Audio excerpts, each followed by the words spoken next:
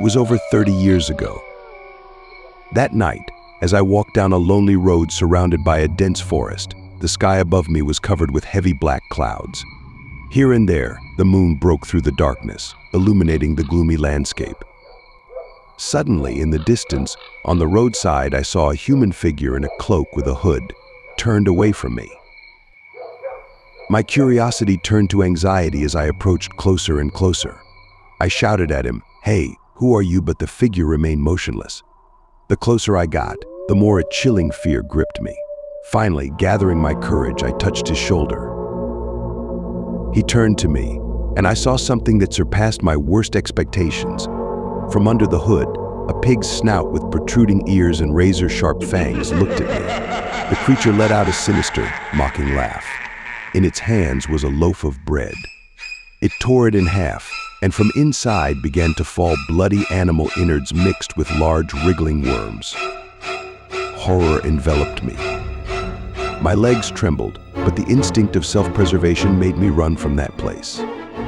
I don't remember how I got home, but I know one thing: that night will forever remain in my memory as a reminder that the night holds more than just darkness. As I continued to run down the dark road, each step was heavier than the last. My breath was uneven, and my heart was ready to burst from my chest. All I heard was my own fear, echoing in my head.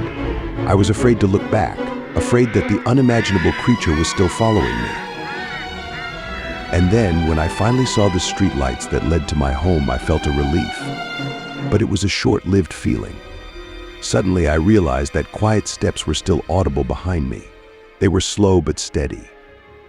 I turned around and saw no one, just an empty road and the swaying branches of the trees. Arriving home, I locked the door as if it could stop what I could not understand or explain. The night was sleepless. Every rustle outside the window seemed to me the steps of that pig-headed creature. At dawn, I realized that the world had changed. Now I knew that there was something beyond my understanding, something lurking in the darkness of the night, waiting for the next encounter. The next morning, waking up after a restless night, I still felt the impact of the previous evening. The sun shone brightly, but a shadow remained in my heart.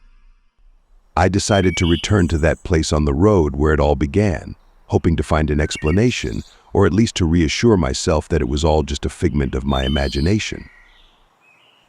The road seemed completely different in daylight. The forest no longer seemed so threatening, and the wind played easily with the leaves. I slowly approached the place where I had met the unknown creature. But there was nothing there. No traces, no signs of struggle, no blood. Just an ordinary roadside. Returning home, I tried to switch to everyday tasks, but the image of that creature surfaced in my mind, reminding me of the nightly nightmare.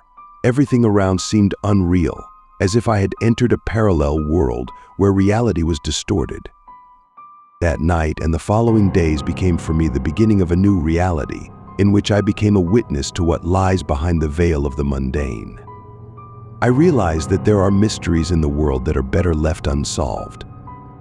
But most importantly, I understood sometimes the fears born in our imagination can turn out to be not so imaginary after all.